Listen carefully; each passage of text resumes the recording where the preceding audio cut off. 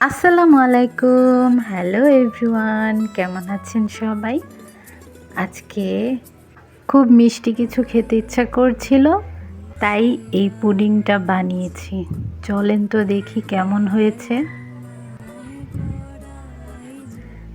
এটা এখন আস্তে আস্তে করে উঠিয়ে দেখব যে আমার পুডিংটা কেমন হয়েছে। মাশাআল্লাহ, অনেক সুন্দর হয়েছে।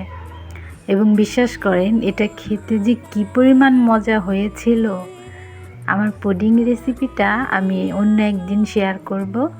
আজকে শুধু পুডিংটা আমি কেটে দেখাবো যে কেমন হয়েছে।